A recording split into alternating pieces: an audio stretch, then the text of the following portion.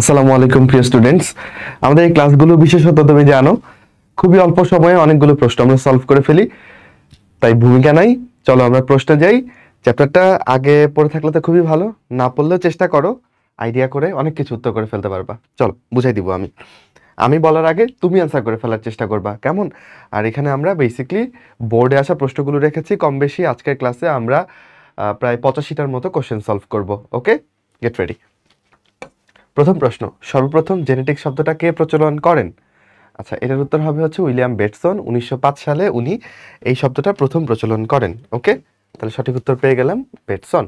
ওকে, আর Carl Correns, Hugo de Vries, ওরা হচ্ছে বেসিকলি কি করছিল, মেন্ডেলের যে গবেষণাটা, এটা তো মেন্ডেল গবেষণা করে ব্রুন ন্যাচারাল হিস্ট্রি সোসাইটিতে সেটা জমা দিয়ে তারপর তো আসলে মারা গিয়েছেন মেন্ডেল, তাই না?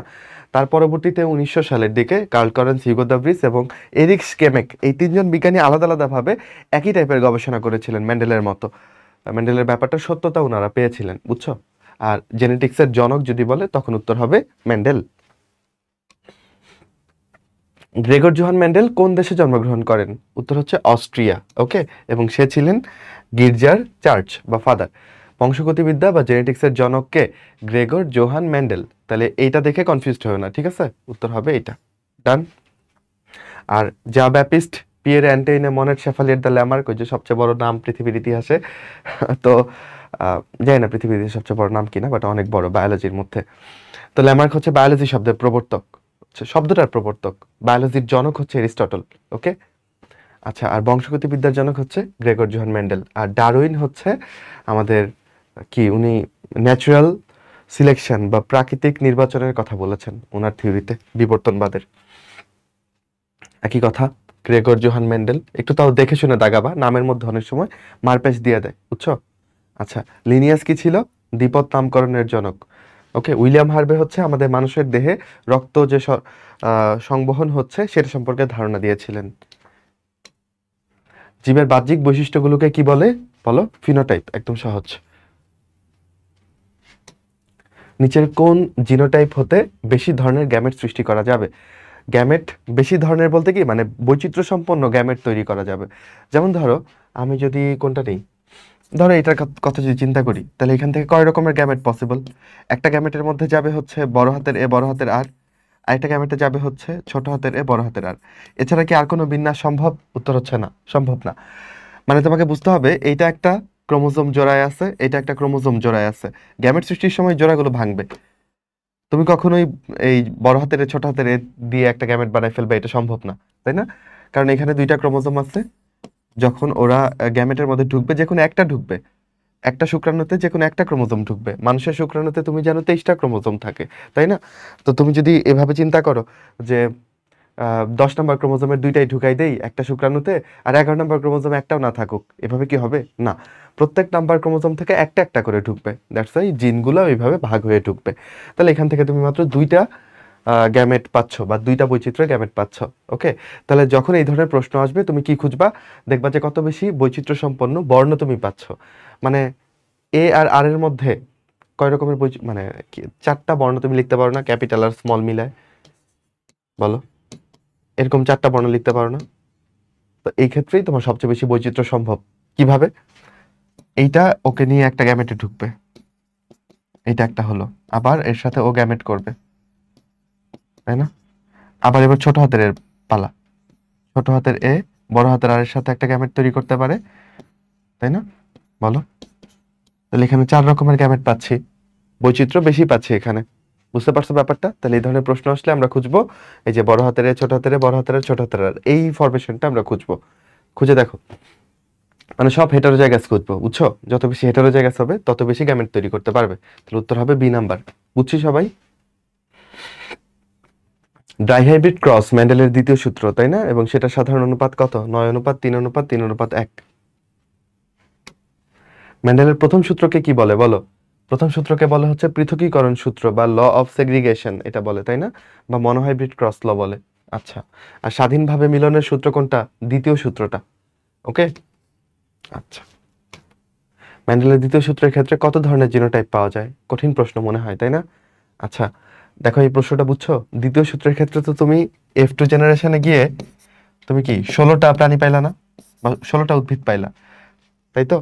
তো এখানকার তুমি ফিনোটাইপিক অনুপাত পারো, যে 9:3:3:1। আমি যদি প্রশ্ন করতাম যে মেন্ডেলের দ্বিতীয় সূত্রের ক্ষেত্রে কত ধরনের ফিনোটাইপ পাওয়া যায়, তুমি বলতে পারতা 4 ধরনের, এই যে একটা ধরন, এই যে একটা ধরন, এই যে একটা ধরন, এই যে একটা ধরন, বুঝছো?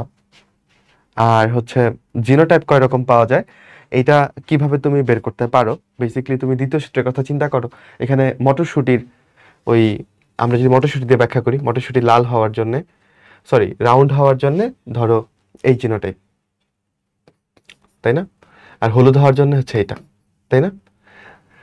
তাহলে আমরা একটু বিবেচনা করি যে কয় রকমের জিনোটাইপ এখানে সম্ভব। এইটা একটা সম্ভব, তারপর কেমন হতে পারে বলো, আর ছোট হাতের আর, দেখো এটা একটা সম্ভব, তারপর ছোট হাতের আর, ছোট হাতের আর, এখন আমি বড় হাতের ওয়াই খেলি নাই, এটা একটা সম্ভব, তাই না? এরকম করে হিসাব করে বের করতে একটু সময় বেশি লাগবে আমি জানি। আচ্ছা, এবার একটু এখানে খেলি, বড় হাতের আর বড় হাতের, এবার একটু ওয়াই এর মধ্যে সেম ভাবে খেলি। ওকে, বড় হাতের ওয়াই, ছোট হাতের ওয়াই, বড় হাতের আর, বড় হাতের আর, দুইটাই হচ্ছে তোমার ছোট হাতের ওয়াই। আচ্ছা, আরো কি করা যায় তোমার, আর কি কি গ্যামেট বানানো যায় বলো? এবার একটু মিশ্রণ করি, চলো। বড় হাতের আর, ছোট হাতের আর, বড় হাতের ওয়াই, ছোট হাতের ওয়াই, তাই না? কয়টা গ্যামেট হলো? 1 2 3 4 5 6। আরো কোনো গ্যামেট হয় কিনা বলো?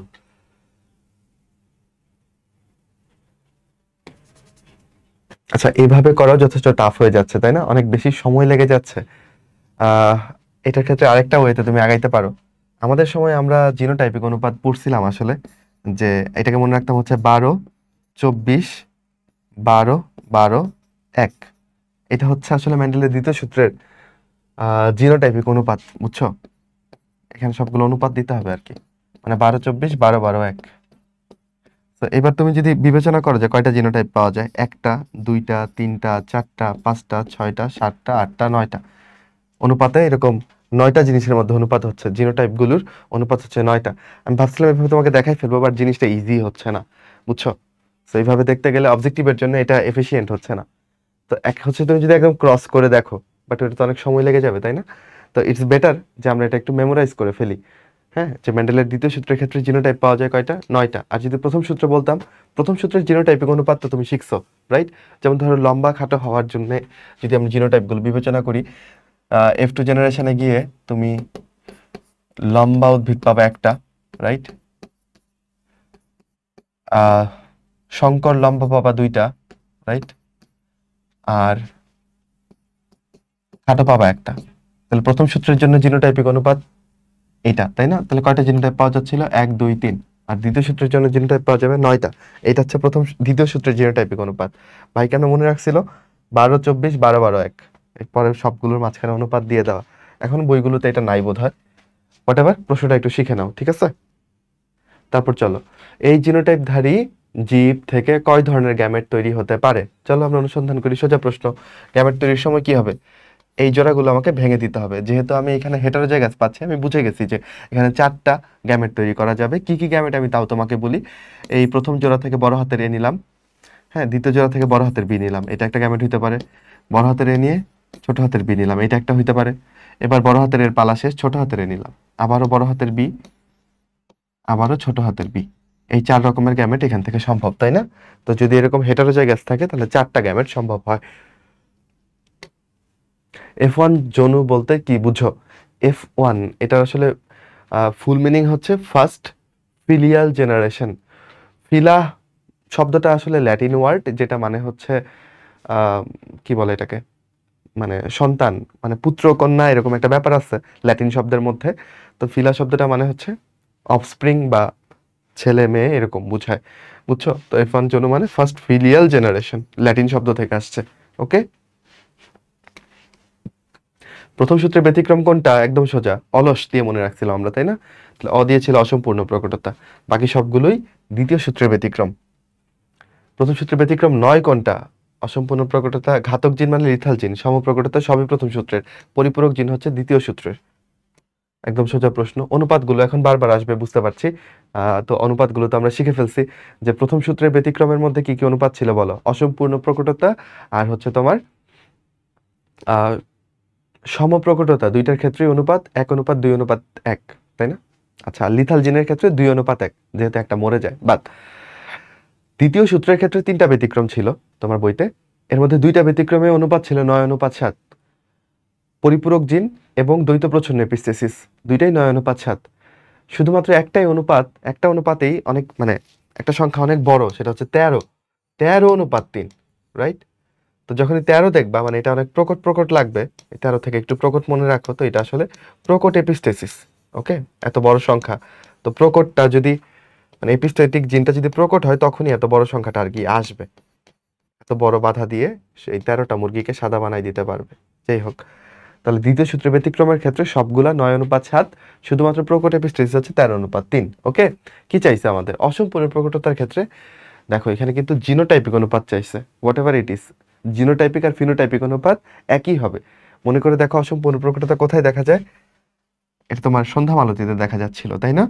এবং এখানে জিনোটাইপিক অনুপাত ছিল তোমার এরকম, রাইট? 1:2:1। ফিনোটাইপিক অনুপাতও কি, এটা হচ্ছে লাল, এটা হচ্ছে গোলাপি, এটা হচ্ছে সাদা ফুল, মনে পড়ে? ওকে, আচ্ছা, তাহলে উত্তর হবে এটা। মেন্ডেলের প্রথম সূত্রের ব্যতিক্রমের উদাহরণ। প্রথম সূত্রের ব্যতিক্রম অসম্পূর্ণ প্রকটতা।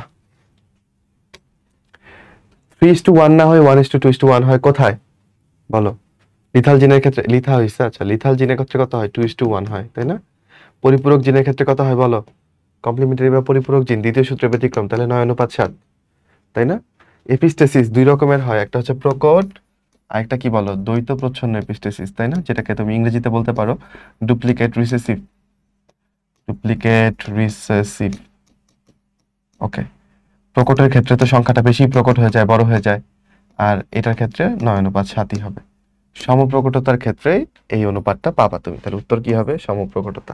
ডান, সবাই বুঝছি, সোজা। সমপ্রকটতার F2 ফিনোটাইপিক অনুপাত, ফিনোটাইপিক বলুক জিনোটাইপিক বলুক এটাই হবে। একই প্রশ্ন কেন বারবার আসলো সমপ্রকটতাতে? লিথাল জিনের কারণে কোন রোগ হয় বাচ্চারা? হিমোফিলিয়া, থ্যালাসেমিয়া দুইটাই লিথাল জিন দিয়ে হয়। হিমোফিলিয়া একটা সেমি লিথাল ধরনের জিন, মানে এই জিন দিয়ে 50%-এর বেশি জীব মরে যায়। হিমোফিলিয়া হইলে অলমোস্ট হিমোফিলিয়াতে ওই 100% মানুষই মরে যায়। হিমোফিলিয়া থেকে তো বাঁচার উপায় নেই, বুঝছো? কয়েকদিন হচ্ছে যে ফ্যাক্টরগুলোর অভাব সেগুলো দিয়ে দিয়ে বাঁচাই রাখা হয়, বাট সাধারণত 16 বছরের বেশি বাঁচে না। গড় আয়ু হচ্ছে হিমোফিলিক রোগীদের 16 বছর, বুঝছো? আর থ্যালাসেমিয়া এটাও একটা রক্তের রোগ, তো যেটাকে ভূমধ্যসাগরীয় রোগও বলে। এটাই উত্তর হবে, আমি বুঝে গেছি। তাও বাকিগুলো দেখি। আচ্ছা, বর্ণান্ধতা কি লিথাল জিনের জন্য হয় নাকি sex link disorder? Sex link disorder. রাতকানাও কিন্তু সেক্স লিঙ্ক ডিসঅর্ডার, মনে করে দেখো। এখানে হিমোফিলিয়া আছে, বাট রাতকানা তো সেক্স লিঙ্ক ডিসঅর্ডার। রাতকানার জন্য কি মানুষ মরে যায় যে লিথাল জিন হবে? না, তাহলে উত্তর হবে এ। বুঝতেছি। ড্রসোফিলা মাছি লুপ্তপ্রায় ডানা সৃষ্টিকারী, এটার জন্য 50%-এর কম মাছি মারা যায়, তাহলে এটা সাব ভাইটাল। ওকে, ইন্টারমিডিয়েট জিন কোনটাকে বলা হয়? ওই যে অসম্পূর্ণ প্রকটতার জন্য, তাই যে জিন সেটাকে ইন্টারমিডিয়েট জিন বলে, তাই না? মেন্ডেলের দ্বিতীয় সূত্রের ব্যতিক্রম কোনটা? অলস বাদ দেই, পরিপূরক জিন। 13:3 হবে, দেখো সংখ্যাটা অনেক বেশি বড় হয়ে গেছে, তাহলে এটা প্রকট এপিস্টেসিস হবে, তাই না? দেখো এখানে প্রকট কথাটা লেখা নাই, কিন্তু আমি তো দ্বৈত প্রচ্ছন্ন এপিস্টেসিস ভুলেও দিব না, কারণ এখানে অনুপাত হচ্ছে 9:7। পলিজেনিকেও দিব না, কারণ পলিজেনের ক্ষেত্রে অনুপাত কত হয় বলো? 1:4:6:4:1, তাই না? এইটা হয়। লিথাল জিন তো হবেই না, 2:1, তাহলে উত্তর কি? এপিস্টেসিস দিতে হবে আমাকে, প্রকট শব্দটা লিখে নাই। দ্বৈত প্রচ্ছন্ন এপিস্টেসিস ক্ষেত্রে অনুপাত কত? 9:7। আবারও একই প্রশ্ন, বারবার আসছে তো তাই বারবার উঠে গেছে। আবারও একই প্রশ্ন, উদ্দেশ্য হচ্ছে কতবার আসছে এটা যেন তুমি বুঝতে পারো। দেখছো, 9:7 এটা কাদের ক্ষেত্রে হবে? দ্বৈত প্রচ্ছন্ন এপিস্টেসিসের ক্ষেত্রে হতে পারে, আবার পরিপূরক জিনের ক্ষেত্রে হতে পারে। দেখি আমরা, তাহলে এখানে পরিপূরক জিন নাই, ডুপ্লিকেট প্রচ্ছন্ন জিন বা দ্বৈত প্রচ্ছন্ন জিন এটার ক্ষেত্রে হবে। নারী দেহে 2টা এক্স ক্রোমোসোমের একটা কিংবা একটার আংশিক কিংবা সম্পূর্ণ, আচ্ছা না, আংশিক না, মানে একটা এক্স ক্রোমোজোম থাকবে, এই কন্ডিশনটাকে কি বলে? আচ্ছা, এটা আমি জানি না তোমাদের বইতে আছে কিনা, আমার ডাক্তারি জ্ঞান থেকে এটাকে টার্নার সিনড্রোম বলে। ওকে। আর প্রাডের উইলি সিনড্রোমও একটা জেনেটিক রোগ, বাট ওইখানে কিছু জিন মিসিং থাকে। হ্যাঁ, ওইটাও লাগবে না। মিক্সিডিমা, এটাতে বেসিকলি এটাতে হচ্ছে তোমার হাইপোথাইরয়েডিজম হয়, থাইরয়েড হরমোনগুলো কম থাকে। অ্যাক্রোমেগালিতে গ্রোথ হরমোন বেশি থাকে। পরে হচ্ছে এটাকে ইংরেজিতে বলি গরিলাত্ম, মানে তোমার কি বলে এটাকে, হাত টাত বড় হয়ে যাবে, হ্যাঁ, খুলি বড় হয়ে যাবে, পিঠের মধ্যে একটা বাম্প তৈরি হইতে পারে। গ্রোথ হরমোন বেড়ে যাওয়া, এই জিনিসগুলো গ্রোথ হবে আর কি। বুঝছো? এই তো। তো এটার উত্তর হবে টার্নার সিনড্রোম। এটা কি কুমিল্লা বোর্ডে আসছে? ঠিকই আছে, জাস্ট পোলাপান আটকানোর জন্য প্রশ্নটা করছে। যাই হোক, মানুষের দেহকোষে কয়টা অটোজোম থাকে বলো? কয়টা, কিন্তু কত জোড়া বলে নাই, তাহলে কয়টা অটোজোম হবে? 44টা অটোজোম। সোজা প্রশ্ন, কিন্তু অনেক মানুষ এটা ভুল করবে। আর যদি বলতে কত জোড়া অটোজোম থাকে, তাহলে হচ্ছে 22 জোড়া, তাই না? আর এক জোড়া তো সেক্স ক্রোমোজোম, যেটা পুরুষ এবং স্ত্রীতে ডিফারেন্ট। আর 22 জোড়া সবার ক্ষেত্রে একই রকমের। সেক্স লিঙ্কড ইনহেরিটেন্সের বৈশিষ্ট্য কোনটা? জিনগুলো ওয়াই ক্রোমোজোমে থাকে না, সেক্স লিঙ্ক জিনগুলো আসলে মোস্ট লাইকলি এক্স ক্রোমোজোমে থাকে। পিতা হতে পুত্রে যায় না, মাতা হতে পুত্রে যায়। X linked Chris cross inheritance আমি তোমাদের পড়াইছি, রাইট? ক্রিস ক্রস ইনহেরিটেন্সের ক্ষেত্রে তুমি যদি দেখো সেক্স লিঙ্কড ডিসঅর্ডার গুলো, এটা হচ্ছে মা থেকে ছেলেতে যাবে, সেই ছেলে থেকে তার পরবর্তী যে মেয়ে হবে তাকে তাতে যাবে, সেই মেয়ে থেকে আবার তার ছেলেতে যাবে। তাহলে জিনিসটা একটা কি ক্রিস ক্রস হইলো না? এই আর কি ক্রিস ক্রস ইনহেরিটেন্স। পিতা থেকে শুধুমাত্র কন্যাতে যায়, এটা সঠিক মনে হচ্ছে। মহিলাদের বেশি প্রকাশিত হয় না, মহিলাদের না, পুরুষদের প্রকাশিত হয়। তাহলে উত্তর কি হবে বলো? B number. বুঝছো? এক্স এক্স এক্সো পদ্ধতিতে লিঙ্গ নির্ধারণ করা হয় কোনটার? ড্রসোফিলা মানুষ, গিনিপিগ সবাই এক্স এক্স এক্স ওয়াই।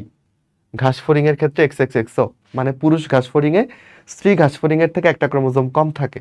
স্ত্রী ঘাসফড়িং এর থাকে এই যে সেক্স ক্রোমোজোম হিসেবে 2টা ক্রোমোজোম থাকে, আর পুরুষ ঘাসফড়িং এর সেক্স ক্রোমোজোম হিসেবে একটা ক্রোমোজোম থাকে, আর একটা থাকে না, একটা জাস্ট কম। তো কম ওই জায়গাটা পূরণ করার জন্য আমরা 0 দিচ্ছি, এই 0কে আমরা ও বলতে পারি। ওকে। বর্ণাঢ্যতার জন্য দায়ী জিন তো সেক্স লিঙ্ক জিন, সবাই পারছি। সেক্স লিঙ্কড রোগ 9 কোনটা? চলো দেখি। এই যে গনোরিয়া, এটা কি একটা ব্যাকটেরিয়া দিয়ে হয়? নেইসেরিয়া গনোরিয়া, এই ব্যাকটেরিয়া দিয়ে এটা হয়, তাই না? ব্যাকটেরিয়া, এটা সেক্স লিঙ্কড রোগ না, বাকিগুলো সেক্স লিঙ্কড রোগ। লাল সবুজ বর্ণাঢ্যতার জন্য দায়ী জিন কোনটা বলো? সেক্স লিঙ্কড, এক্স ক্রোমোজোমের সমস্যার জন্য হয়। বর্ণাঢ্য পুরুষ, এই যে এই প্রশ্নগুলো ইন্টারেস্টিং এবং অনেকেই পারে না, তুমি আশা করি পারবা। চলো চিন্তা করি। আচ্ছা, এদের মধ্যে বিয়ে দিচ্ছ কার কার মধ্যে বলো? বর্ণাঢ্য পুরুষ আর স্বাভাবিক নারী। তাহলে এদের কন্যা সন্তান কি হবে? প্রথমে এদের জিনোটাইপ লিখে ফেলতে হবে, কুইক করব। চলো, বর্ণাঢ্য পুরুষ, তাহলে ভালো জিনটা হচ্ছে এক্স বড় হাতের সি, রাইট? এটা হচ্ছে ভালোটা। আর খারাপটা কি? এক্স ছোট হাতের সি, এটা হচ্ছে বর্ণাঢ্যতার জন্য দায়ী জিন। এটা তো জানো। এটা ছোট হাতের নেওয়ার কারণ হচ্ছে এই জিনটা প্রচ্ছন্ন, রাইট? কারণ যদি এক্স বড় হাতের সি এবং এক্স ছোট হাতের সি একসাথে থাকে, কোনটা প্রকাশিত হয়? এই ভালোটা প্রকাশিত হয়, তাই না? এই মহিলা তখন কেমন হয়? স্বাভাবিক হয়, কিন্তু সে জিন বয়ে বেড়াচ্ছে, বাহক হয়।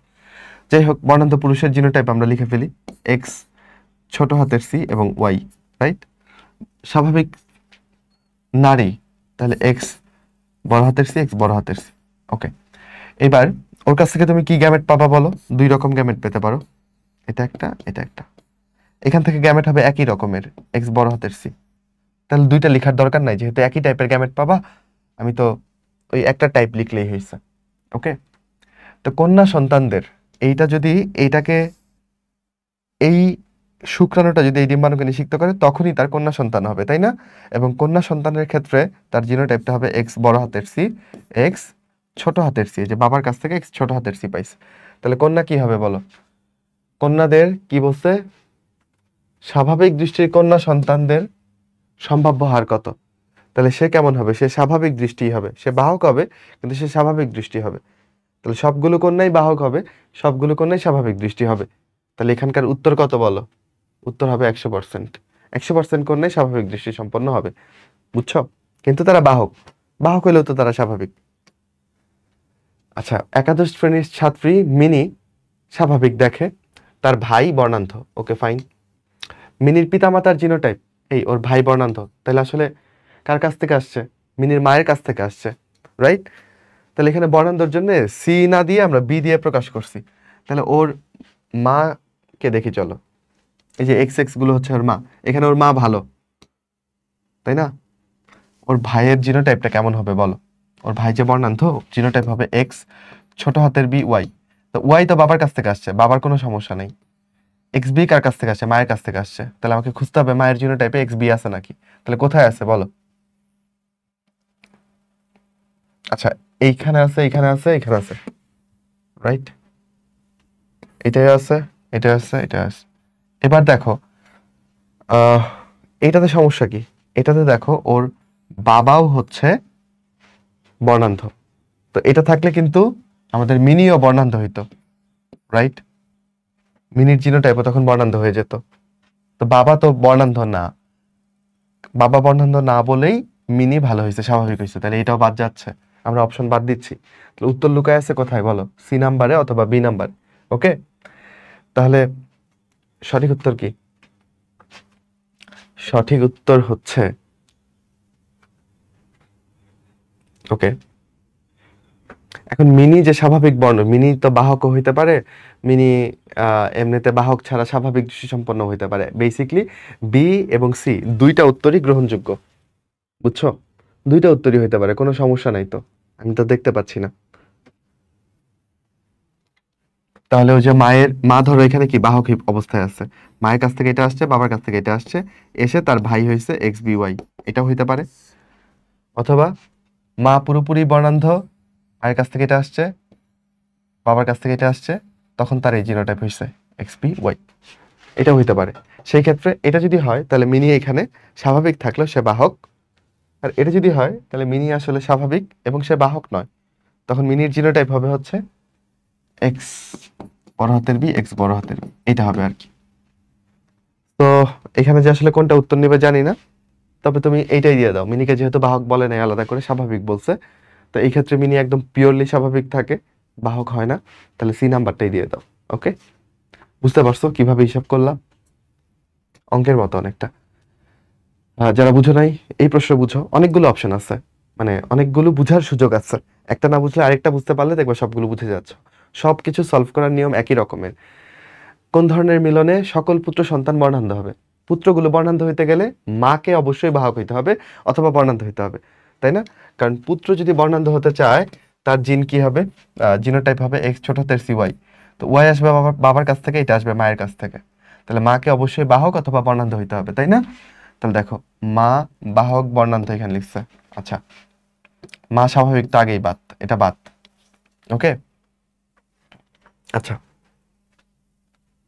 সকল পুত্র সন্তান বর্ণান্ধ কিন্তু। ওকে, পিতা স্বাভাবিক, মা বর্ণান্ধ।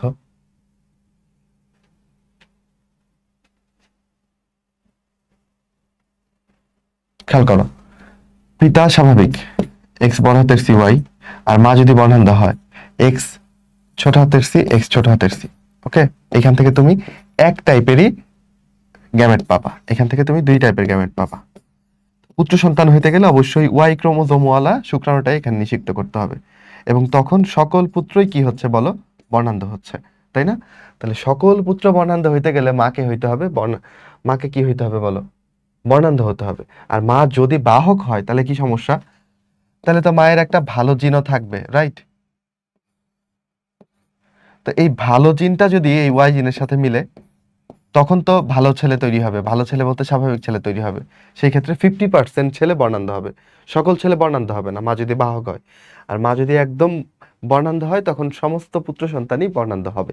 তাহলে উত্তর হচ্ছে আসলে মা বর্ণান্ধ, এটাই। তাহলে উত্তর কি হবে? এ নাম্বারটা। ধরতে পারছো? বুঝতে পারছো হিসেবটা? আচ্ছা, বর্ণান্ধতায় আক্রান্ত কন্যার বাবা মা কেমন? কন্যাটা বর্ণান্ধে আক্রান্ত, ওকে ফাইন। তাহলে কন্যার কি হবে? বর্ণান্ধ যেহেতু ও, এটা। তাহলে এখানে একটা বাবার কাছ থেকে আসবে, একটা মায়ের কাছ থেকে আসবে। তাহলে বাবার কাছ থেকে যদি এটা আসতে হয় তাহলে বাবা অবশ্যই কি বলো? বর্ণান্ধ। কারণ বাবার তো এক্স ক্রোমোজোম একটাই এবং সেইটা ত্রুটিপূর্ণ, তাহলে বাবা অবশ্যই বর্ণান্ধ, শিওর। বর্ণান্ধ বাবা, স্বাভাবিক বাবাগুলো বাদ, আগেই বাদ। বাবাকে অবশ্যই বর্ণান্ধ হইতে হবে, উত্তর এই দুইটার মধ্যে আছে। এবার তার মা যদি স্বাভাবিক হয় তাহলে কি হবে? না, স্বাভাবিক হলে তো তার মায়ের মধ্যে কোনো ত্রুটিপূর্ণ জিনই নাই। বাহক হইলে তার মধ্যে একটা ত্রুটিপূর্ণ জিন থাকবে, তাই না? এই ত্রুটিপূর্ণ জিনটাই তো আমার দরকার কন্যাকে বর্ণান্ধ করতে চাইলে। এই বাহক মায়ের একটা ত্রুটিপূর্ণ জিন এবং বর্ণান্ধ বাবার আরেকটা ত্রুটিপূর্ণ জিন এসে কন্যা কি হয়ে যাবে বলো? কন্যা হয়ে যাবে বর্ণান্ধ। বুঝছো? তাহলে উত্তর কি হবে? C number. সলভ করতে পারতেছো? বলো, জীবনমুখী শিক্ষা, তাই না? অনেকগুলো প্রশ্ন সলভ করলাম। আচ্ছা, আরো প্রশ্ন আছে। মাতা বর্ণান্ধ, পিতা স্বাভাবিক। ওকে, ফাইন।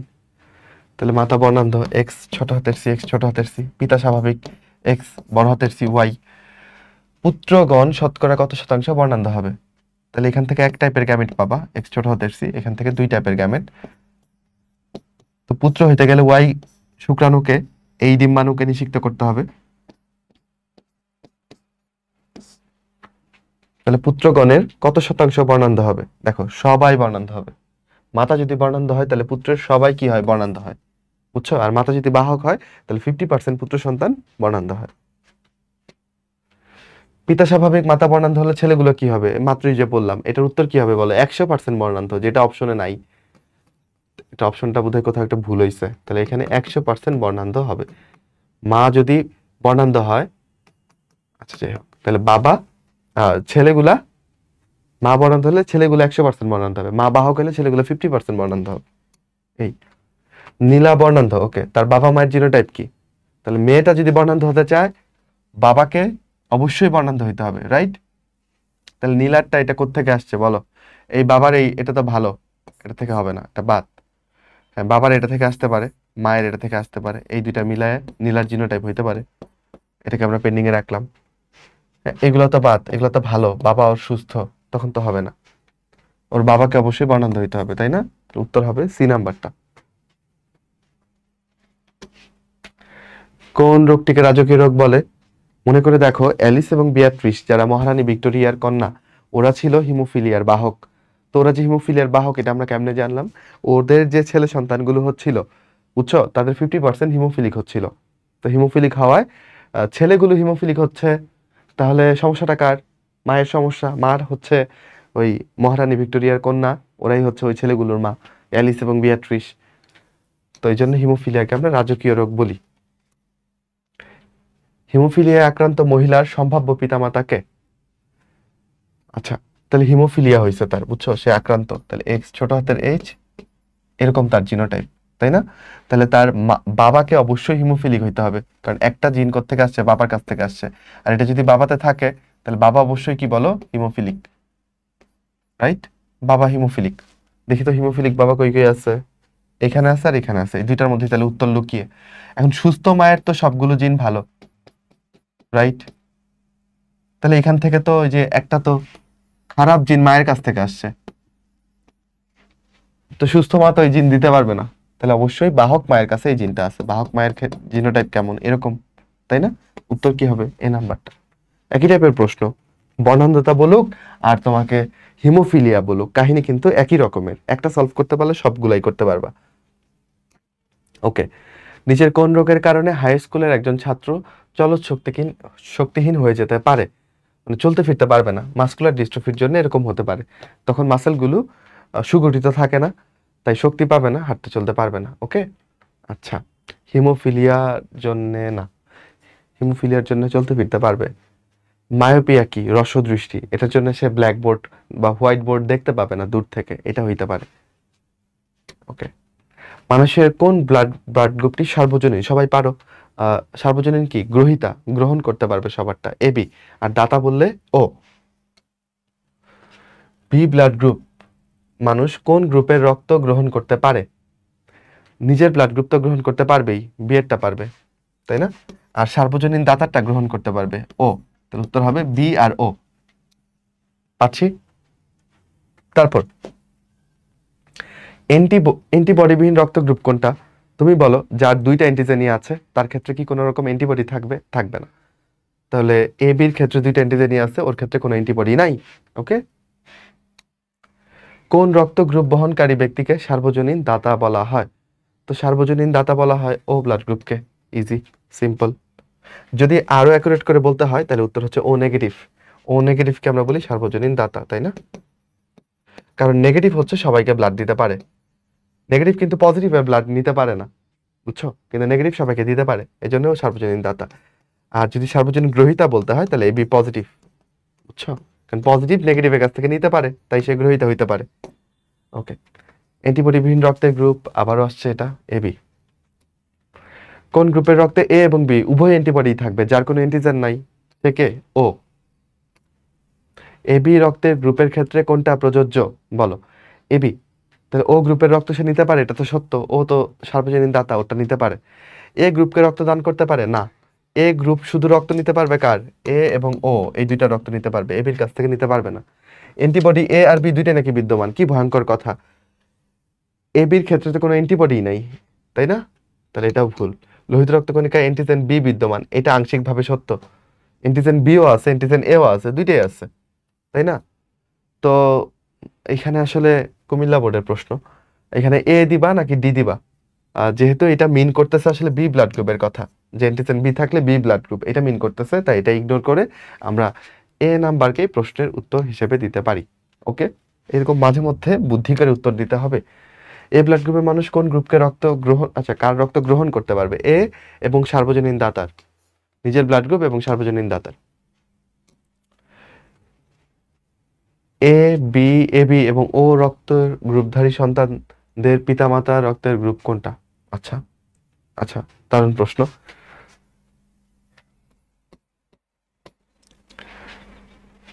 মানে 4 রকমের ব্লাড গ্রুপ তুমি পাচ্ছ সন্তানদের মধ্যে, তাহলে তাদের পিতামাতার রক্তের গ্রুপ আসলে কোনটা হবে, কোন ক্ষেত্রে এটা তুমি পাবা? ওকে, পুরো অপশন বোধহয় আসেই নেই, তাই না?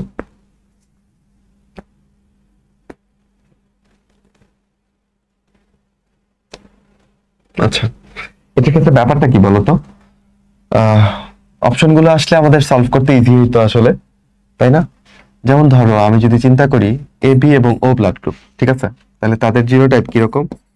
আমরা এল এ এল বি, এটা হচ্ছে এবি ব্লাড গ্রুপের জিনোটাইপ। আর ও ব্লাড গ্রুপের ক্ষেত্রে এল ও এল ও। তাদের বাচ্চারা কেমন হবে বলো? এখান থেকে তোমার একটাই গ্যামেট আসবে, এখান থেকে তোমার 2 রকমের গ্যামেট আসবে, তাই না?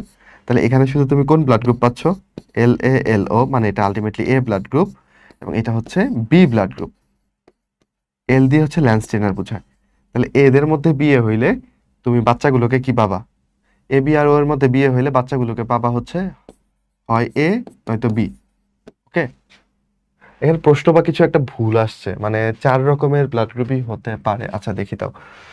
উম,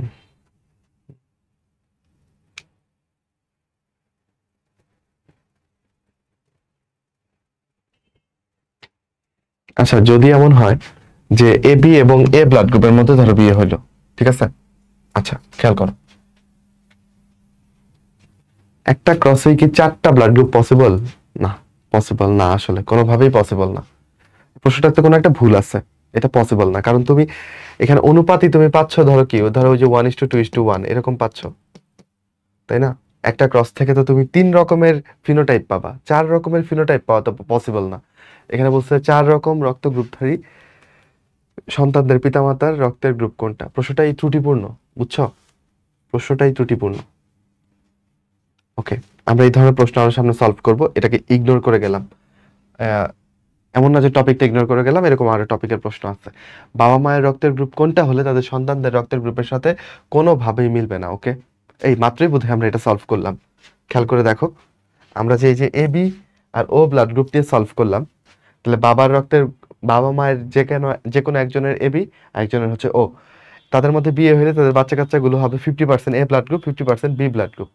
তাহলে কারোর সাথেই কিন্তু বাবা মার কোনো মিল নাই, এটাই আসলে পরবর্তী প্রশ্ন, বুঝছো? তাহলে উত্তর কি হবে? এ বি এবং ও। তাহলে বাবা মার সাথে সন্তানের ব্লাড গ্রুপ মিলবে না। যদি বাবা মা A B R O blood গ্রুপের হয়, বাচ্চাগুলো কি হবে? এ বি, 50% এ 50% বি, এই ব্লাড গ্রুপের হবে। তুমি যদি মনে করো যে আরো দুই একটা একটু দেখবা, যেমন ধরো এ বি আর বি এর মধ্যে ক্রস করালে কি হবে? এ বির ক্ষেত্রে জিনোটাইপ এক রকমেরই, এল এ এল বি। বি এর ক্ষেত্রে হতে পারে 2 রকম, যদি সে বিশুদ্ধ হয় তাহলে তার জিনোটাইপ হবে এল বি এল বি, আর যদি হেটারোজাইগাস বা সংকর হয় তাহলে এল বি এল ও। ওকে, একটা নিয়ম তোমাকে মনে রাখতে হবে যে এ এবং বি ব্লাড গ্রুপের যে জিন, এরা সমান, ঠিক আছে, এখানে তুমি সমপ্রকটতা দেখতে পাবা। আর হচ্ছে তোমার ও ব্লাড গ্রুপের থেকে এরা পাওয়ারফুল। ওকে, তার মানে যদি দুইটা জিনই থাকে এল বি এল ও, তাহলে সে কোন ব্লাড গ্রুপের হবে? সে বি ব্লাড গ্রুপের হবে। বুঝতে পারতেছো? তো এটা বেসিকলি শঙ্কর, শঙ্কর বি। আচ্ছা, তুমি কাকে নিবা? তুমি ধরো শঙ্কর বি কেই নিলা, এল বি এল ও, ঠিক আছে। আচ্ছা, তাহলে আমরা এখানে জিনোটাইপ গ্যামেট পাবো দুইটা। আচ্ছা, এত গ্যামেট ট্যামেট দিয়ে কাহিনী করার দরকার নাই। এটার সাথে ধরো এটা মিললো, তাহলে কি হবে? এল এ এল বি। বাচ্চার ব্লাড গ্রুপ কি হবে? A B. এর সাথে এটা এল এ এল ও, বাচ্চার ব্লাড গ্রুপ কি হবে? এ, যেহেতু এ প্রকট, এখানে কি হবে বলো? L B L B. Blood group কি হবে? বি। এটা কি হবে? এল বি এল ও, এখানে হবে বি। প্রশ্ন ছিল এমন ব্লাড গ্রুপ লাগবে যাতে বাবা ও মায়ের সাথে বাচ্চার ব্লাড গ্রুপ না মিলে, বাট এখানে তো এই যে বাবা মায়ের ব্লাড গ্রুপ ছিল এ বি আর বি, বাচ্চার ব্লাড গ্রুপে আমি এ বিও পাচ্ছি বিও পাচ্ছি, সবই মিলে যাচ্ছে, তাহলে এটা কি উত্তর হবে? এটা উত্তর হবে না। প্রশ্নটা ধরতে পারছো? ওকে, আবারও প্রশ্ন। বাবার রক্তের গ্রুপ এ বি, ফাইন। মায়ের রক্তের গ্রুপ ও, তাদের সন্তানদের মধ্যে পিতামাতার রক্তের গ্রুপ হবার সম্ভাবনা কতটুকু? ওই একই প্রশ্ন, দেখছো, এটাই সবাই করে। এ বি আর ও, বাবা মা দুইজন হইলে বাচ্চার 50% হয় এ, আমি একটু আগে হিসাব করে দেখালাম তোমাকে, আর 50% হয় বি। তাহলে তাদের পিতামাতার রক্তের গ্রুপ হওয়ার সম্ভাবনা কত পার্সেন্ট? 0%। বুঝছো কাহিনীটা? ওকে, আচ্ছা, উভয় রক্তের গ্রুপ এবি হলে সন্তানদের এবি হওয়ার সম্ভাবনা কতটুকু? চলো দেখি। তাহলে বাবাও এবি, মাও এবি। ওকে, তাহলে বাচ্চারা কি হবে? এল এ এল এ, এটা A blood group. L A L B, এটা কি? AB blood group. এটাও এল এ এল বি, এটাও AB blood group. Finally L B L B, এটাও কি বলো? এটা হচ্ছে বি ব্লাড গ্রুপ। তাহলে এবি হওয়ার সম্ভাবনা কতটুকু বলো? 50%। 4 জনের মধ্যে 2 জন, তাই 50% এবি হওয়ার সম্ভাবনা। ওকে, পিতা ও মাতা, এটাই তো মাত্র করলাম 50%। আচ্ছা, আরএইচ প্লাসের জিনোটাইপ কোনটা? মানে আরএইচ পজিটিভ হইলে তুমি জানো 3 জোড়া জিন এখানে কাজ করে, বুঝছো? 3 জোড়া বা 6টা অ্যান্টিজেন বা জিন এটা কাজ করে। তো এই ক্ষেত্রে যে বিন্যাসটা সম্ভব সেটা হচ্ছে এই যে এই ধরনের বিন্যাসগুলো সম্ভব, সিডিই। এটা একদমই সম্ভব না, এখানে কোনো ই নাই, তাই এটা পসিবল না। এবার যখন আরএইচ পজিটিভ হবে তখন আসলে এই ডিটা প্রকট অবস্থায় থাকবে, ডি জিনটা প্রকট অবস্থায় থাকবে, বুঝছো? সো এইটাও হচ্ছে আরএইচ পজিটিভ, এটাও আরএইচ পজিটিভ। ওকে, তাহলে দেখো এখানে ডি বড় হাতের আছে কোথায়? শুধুমাত্র ডি নাম্বার অপশনে, ঠিক আছে। তো তুমি আরএইচ পজিটিভ এর ক্ষেত্রে এই ডিটা বড় হাতের দেখবা, যদিও প্রকৃত অর্থে এইটাও আরএইচ পজিটিভ হওয়ার সম্ভাবনা আছে, বুঝছো? মানে 3টার মধ্যে যে কোনো একটা বড় হাতের থাকলেই সেটা পজিটিভ ব্লাড গ্রুপ হয়ে যায়, এরকম আর কি। ওকে, আমরা বিবর্তনে চলে আসছি। ডারউইনের মতবাদের দুর্বল দিকগুলো চিহ্নিত করেন কে? আচ্ছা, ডারউইনের মতবাদের দুর্বল দিকগুলো চিহ্নিত করেন আসলে ভাইসম্যান এবং তার অনুসারীরা, এবং এটার উপর আরো কাজ করে ওনারা একটা নতুন থিওরি নিয়ে আসেন, এটাকে বলে হচ্ছে নিও ডারউইনিজম, বুঝছো, বা নব্য ডারউইনবাদ। উত্তর হবে ভাইসম্যান। দেন বিবর্তনবাদের জনক কে? কে? এখানে তো উত্তর নাই। এম্পেডক্লিস, তাই না? এম্পেডক্লিস হচ্ছে বিবর্তনবাদের, ও বিবর্তন, আচ্ছা বিবর্তনের জনক হচ্ছে, আচ্ছা বিবর্তনের জনক তো এম্পেডক্লিসই না। কবের প্রশ্ন? 17 সালের প্রশ্ন। নাকি বিবর্তনবাদ আলাদা জিনিস? আই ডোন্ট নো, নাকি এখানে প্রশ্ন তুলতে ভুল হয়েছে। আচ্ছা, বিবর্তনের জনক হচ্ছে এম্পেডোক্লিস, আমি এটাই জানি, তাই ওটা দাগাইলাম না। নিকট সম্পর্কিত জীবগোষ্ঠী ভিন্ন পরিবেশে বসবাসের ফলে তাদের মধ্যে যে বিবর্তন ঘটে। ওকে, নিকট সম্পর্কিত জীবগোষ্ঠী দেখো, তাহলে আমি ধরো একটা পোলার বিয়ার, ওকে, ধরো মনে করো এটা একটা পোলার বিয়ার, প্লিজ বিশ্বাস করে ফেলো। তাহলে এই পোলার বিয়ারকে আমি রাখলাম হচ্ছে এটাকে ধরো, এটা তো বরফে থাকে তাই না? বরফের মধ্যে আছে, ওকে নিয়ে আমি মরুভূমিতে নিয়ে ছেড়ে আসলাম, মরুভূমি। ওকে ধরো আমি সুন্দরবনে নিয়ে ছাড়লাম, ঠিক আছে। তাহলে দেখো ভিন্ন পরিবেশে থাকার দরুন, হ্যাঁ, ওর মধ্যে তুমি আসলে কিছু এক এক পরিবেশে দেখবা ও এক এক ভাবে পরিবর্তিত হচ্ছে, তাই না? ধরো যাকে তুমি মরুভূমিতে রেখে আসছো, তার গায়ের লোমগুলো দেখতেছো ছোট হয়ে যাচ্ছে ধীরে ধীরে, কারণ বেশি লোম থাকলে বেশি গরম, তাই সে লোম ছোট হয়ে যাচ্ছে, তার গায়ে চর্বির পরিমাণ কমে যাচ্ছে, সে আরো শুকনা হয়ে যাচ্ছে। ঠিক আছে, তার পরবর্তী বংশধরগুলো যারা এই ধরনের বৈশিষ্ট্য নিয়ে আসতেছে ওইগুলাই টিকে থাকতেছে, আর যাদের লোম বড় থাকতেছে ওরা গরমে টরমে মরে যাচ্ছে। তো তুমি দেখলা মরুভূমিতে ধরো আজকে থেকে আরো 2 কোটি বছর পরে এসে তুমি এই পোলার বিয়ারকে লক্ষ্য করলা, তুমি দেখলা যে বরফেরটা বিবর্তিত হয়ে মানে একটা অদ্ভুত দিকে গেছে। হ্যাঁ, আরো মোটাসোটা হয়েছে ও, আরো লোমগুলো বড় বড় হয়েছে। অপরদিকে মরুভূমিটা হ্যাঁ অনেকটা নেংটি কুকুরের মতো হয়ে গেছে মনে করো, শুকায় টুকায়। ঠিক আছে, রোদ থাকে তাই চর্বি গলে টলে। ঠিক আছে, সুন্দরবনেরটা ধরো আরেকটা ডিফারেন্ট টাইপের হয়েছে। তাহলে দেখো একটা প্রাণী কিন্তু ভিন্ন পরিবেশে থাকার দরুন সে কি হয়েছে বলো, বিভিন্ন রকম হয়ে গেছে না? একটা জায়গা থেকে সে ছড়ায় পড়ছে না বিভিন্ন দিকে? এরকম ছড়ায় পড়ার ব্যাপারটাকে আমরা বলি হচ্ছে অপসারী। ওকে, অপসারী। তাহলে এটা কি হবে? অপসারী। আর অভিসারী বিবর্তনটা কিরকম? অভিসারী বিবর্তনের ক্ষেত্রে ভিন্ন ভিন্ন জীবগোষ্ঠীকে তুমি একই পরিবেশে রেখে দিচ্ছ, তো ওরা বিবর্তিত হচ্ছে একই রকম। তাহলে আমি অভিসারী চিনবো কেমনে? ধরো এ বি সি তিনটা আলাদা আলাদা জীব, এই তিনটা আলাদা জীব একই পরিবেশে রেখে দেওয়ায় তাদের বিবর্তনটা একই দিকে আগাচ্ছে, একটা নির্দিষ্ট দিকে আগাচ্ছে, তখন এটা হচ্ছে অভিসারী। ওকে, এখানে কি বলছে? অপসারীর কথা বলছে। পরিব্যক্তি, এটা কবে আসছে? অনেক আগে। পরিব্যক্তি মতবাদ কে দেন? পরিব্যক্তি মতবাদ দেন Hugo de Vries. Mutation theory এটা প্রদান করেন হিউগো দ্য ভ্রিস। প্রাকৃতিক নির্বাচন মতবাদ কে দিচ্ছে, বা এটা কি বলা হয়? ডারউইনিজম। জার্ম প্লাজম মতবাদ কে দেন? ভাইসম্যান। ওকে, নব্য ডারউইনবাদ দেন উনি, জার্ম প্লাজম থিওরি দেন উনি। অর্জিত বৈশিষ্ট্য উত্তরাধিকার মতবাদ এটাকে দিছে বলো? যা ব্যাপিস্ট দ্য ল্যামার্ক, উনার মতবাদের নাম এটা। আবার একই প্রশ্ন, পারতেছি সবাই? আচ্ছা, সমবৃত্তীয় আর কি বলো একটা সমসংস্থ অঙ্গ, সমবৃত্তীয় অঙ্গ, তাই না? তো সমসংস্থ অঙ্গ হচ্ছে যাদের গঠন সেম, কাজ ডিফারেন্ট। যেমন ধরো আমার হাত আর বাদুরের ডানা বা বিড়ালের সামনের পা, এদের সবার গঠন সেম, সবারই হিউমেরাস পাবা, রেডিয়াস আলনা পাবা, কার্পাল পাবা, বুঝছো? কিন্তু বাদুরের সামনের পা দিয়ে সে হাঁটে, আমার হাত দিয়ে আমি নানাবিধ কাজ করি। বাদুর বলতেছি, বিড়ালের সামনের পা দিয়ে সে হাঁটে, বাদুরের ডানা সে উড়ে, আমি আমার হাত দিয়ে অন্যান্য কাজ করি। তাহলে কাজ ডিফারেন্ট, গঠন সেম, এমন হলে সমসংস্থ অঙ্গ। আমার এখানে সমবৃত্তীয় অঙ্গ জানতে চাইছে, তাহলে প্রজাপতির ডানা দিয়ে সে উড়ে, একই কাজ করে কোন অঙ্গ সেটা আমরা একটু দেখবো। তিমির ফ্লিপার দিয়ে তিমি কি উঠতে পারে? না, তাহলে এটা হবে না। মানুষের হাত দিয়ে মানুষ কি উঠতে পারে? না, এটা হতে হবে না। বিড়ালের অগ্রপথ দিয়ে কি সে উঠতে পারে? হবে না। সমবৃত্তি মানে কি? একই কাজ। ওকে, পাখির ডানা, হ্যাঁ ঠিক আছে, পাখির ডানা দিয়ে পাখি উড়ে। প্রজাপতির ডানা আর পাখির ডানার গঠন কিন্তু সেম না, প্রজাপতির ডানা তো কোনো হাড্ডি নাই, পাখির ডানায় তো হাড্ডি আছে, গঠন ডিফারেন্ট তাহলে, তাই না? কিন্তু কাজ একই, তখন সমবৃত্তীয়। আবার একই প্রশ্ন, তাহলে এই যে পাখির ডানা, পতঙ্গের ডানা, এটাই হচ্ছে সমবৃত্তীয় অঙ্গ, কারণ এটা উঠতে হেল্প করে। কোন বিজ্ঞানী প্রাণী জগৎকে মেরুদণ্ডী অমেরুদণ্ডী 2 ভাগে ভাগ করেন? উত্তর হচ্ছে ল্যামার্ক। উনি বায়োলজি শব্দের প্রবর্তক, উনি এই 2 ভাগে এটাকে ভাগ করেন।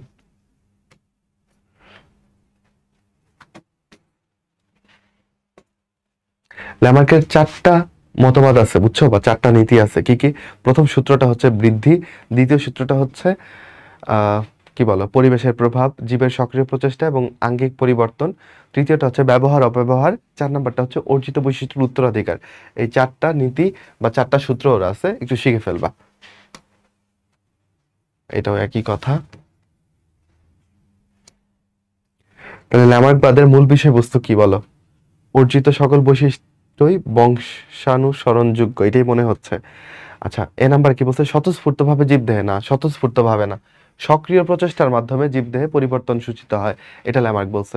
মানে তুমি যদি কিছু একটা করতে চাও, তুমি যদি উঠতে চাও, তাহলে তোমার ডানা হবে, এরকম ভাবনা ছিল ওর। ধারাবাহিক পরিবর্তনগুলো ধারাবাহিক না, এরকম কিছু না। ওর জীবন সংগ্রামে পরাজিত জীব বিলুপ্ত হয়, এটা ডারউইন বলছে। ওকে, এটাও ল্যামার্ক বাদে না। তো ওই ল্যামার্কবাদের মূল বিষয় যেহেতু ওর মতবাদটার নামই যেহেতু অর্জিত বৈশিষ্ট্যের উত্তরাধিকার মতবাদ, তাহলে আমরা এই অপশনটাকেই বেটার পাচ্ছি। অস্তিত্বের জন্য সংগ্রাম, আচ্ছা তাহলে এটা হচ্ছে তোমার, এটা কে বলছে? এটা হচ্ছে ডারউইনের কথা, বুঝছো? এটা হচ্ছে ডারউইনের কথা, মানে ফাইট ফর এক্সিস্টেন্স, অস্তিত্বের জন্য সংগ্রাম, বা যেটাকে বাংলায় বলছে জীবন সংগ্রাম, বুঝছো? এটাকে আমরা বলি, এটা হচ্ছে ডারউইনের একটা উক্তি বা ওর মতবাদের মধ্যে এটা আছে। মানুষের নিষ্ক্রিয় অঙ্গ কোনটা? গায়ের লোম, এটা তো নিষ্ক্রিয় অঙ্গ, ঠিক আছে। কর্তন দাঁত না, কিন্তু আক্কেল দাঁত হচ্ছে নিষ্ক্রিয় অঙ্গ। কি বলো? আক্কেল দাঁত। চোখের পেশি না, আসলে কানের পেশি হচ্ছে নিষ্ক্রিয় অঙ্গ, কানের পেশি। ওকে, কানের পেশি আমরা নাড়াইতে পারি না, চোখের পেশি ভালোই নাড়াইতে পারি, দেখো চোখ ঘুরাইতে পারতেছি, রাইট? আচ্ছা, চক্ষু পল্লব না, এটা হচ্ছে উপপল্লব। উপপল্লব। চক্ষু পল্লব কোনটা? এই যে চোখের পাতা, এটা তো আমি নাড়াইতে পারি, এটা তো নিষ্ক্রিয় না। কিন্তু চোখের এই যে কর্নারে সকালবেলা উঠে আমরা যেখান থেকে, এই যেখানে একটু ময়লা জমে থাকতে দেখি অনেক সময়, এটা হচ্ছে আমাদের নিকটেটিং মেমব্রেন বা উপপল্লব। ওকে, এটা নিষ্ক্রিয় অঙ্গ। ওকে, তাহলে সবগুলো অপশনই স্যার ট্রিক্স করে একটু করে চেঞ্জ করে দিচ্ছে, যেন তুমি কনফিউজড হও। তো গায়ের লোম, এটা নিষ্ক্রিয় অঙ্গ। আবার একই প্রশ্ন, কি দিবা? এটা হচ্ছে কক্সিক্স, এটা নিষ্ক্রিয় অঙ্গ। ডায়াফ্রাম আমাদের শ্বসনে হেল্প করে। প্লীহা তো লোহিত রক্তকণিকার কবরস্থান, তাই না? কর্ণাস্থি শব্দ পরিবহনে হেল্প করে কানের মধ্য দিয়ে। তাহলে এরা সবাই কাজ করতেছে, কিন্তু কক্সিক্সের কাজ নেই। ব্যক্তিজনী জাতিজনীর পুনরাবৃত্তি ঘটায়, একটা পুনরাবৃত্তি মতবাদ আছে, বুঝছো? এই পুনরাবৃত্তি মতবাদটাকে দিচ্ছেন হেকেল, আর্নেস্ট হেকেল। পুনরাবৃত্তি মতবাদ দিছে, ওইখানকার মূল কথা হচ্ছে এটা। আর্কিওপ্টেরিক্স থেকে কোন শ্রেণীর উৎপত্তি হয়েছে? আর্কিওপ্টেরিক্স মেইনলি দুইটার মধ্যে সংযোগ করছে, অ্যামফিবিয়া, সরি অ্যামফিবিয়া না, রেপ্টাইলিয়া, রেপ্টাইল কি বলো? সরীসৃপ। আর এভিস, পাখি। সরীসৃপ এবং পাখির মধ্যে সংযোগ করছে। আগে কোনটা আসছে জগতে? আগে সরীসৃপ আসছে, তারপর আর্কিওপ্টেরিক্স আসছে, সেখান থেকে পাখি আসছে, বুঝছো?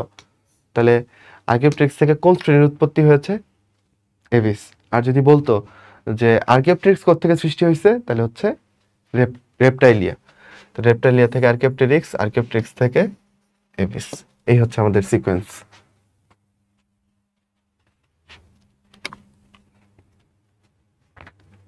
তাহলে সরীসৃপ এবং পাখি, এই দুইটার বৈশিষ্ট্য আছে। সরীসৃপ, পাখি। কোন যুগে উদ্ভব হয়েছিল? ভালো কথা। আর্কিওপ্টেরিক্স উদ্ভব হয়েছিল 14,70,000,000 আগে, মানে প্রায় 15 কোটি বছর, তাই না? তখন যুগটার নাম ছিল জুরাসিক যুগ। সেই যুগে এই আর্কিওপ্টেরিক্স এর উদ্ভব হয়েছিল। ওকে,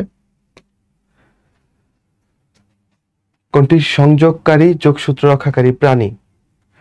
আচ্ছা, ল্যাম্প্রে, হ্যাগফিশ, এগুলা নিয়ে তো বলা নাই। ক্যাঙ্গারু। প্লাটিপাস হওয়ার সুযোগ আছে, কারণ প্লাটিপাস হচ্ছে সরীসৃপ, যদিও এখনকার বইয়ে এটা লেখা নাই।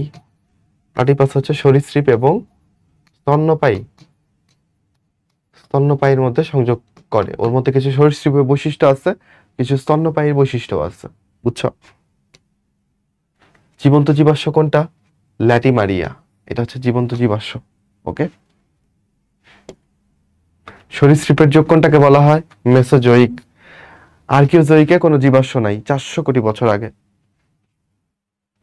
প্রোটেরোজোইকে কিছু আদ্য প্রাণী পাওয়া যায়। ওকে, স্তন্যপায়ীর যুগ বলা হয় হচ্ছে সিনোজোইককে, স্তন্যপায়ী Cenozoic. That is the end, the end. Okay, and thank you all. বুঝলা কিনা জানায়ও, অন্য চ্যাপ্টারগুলো লাগবে কিনা, বা ওভারঅল আমাকে জানায়ও, ঠিক আছে? এইখানে বেশ কিছু পড়া ছিল কঠিন, আর সেটা হচ্ছে যে ক্রসিংগুলো, ব্লাড গ্রুপের হিসাব বা বর্ণান্ধতার হিসাব, এই পার্টগুলো এখন থেকে ক্লিয়ার করে ফেললে এই লাস্ট ইয়ার কিন্তু ঢাকা ইউনিভার্সিটির প্রশ্নে এটা আসছিল, এই যে বর্ণান্ধতার এই হিসাবটা কত পার্সেন্ট কি হবে। তো এগুলো না শিখে আসলে তোমার মুক্তি নাই, বিভিন্ন পরীক্ষাতে আসবেই, তাই না? তো শিখে ফেলো, পড়াশোনার মধ্যে থাকো। অনেক অনেক দোয়া এবং শুভকামনা তোমার জন্য। আবার অন্য একটা ক্লাসে দেখা হবে। ভালো থেকো সবাই। আজকের মতো এখানেই টাটা।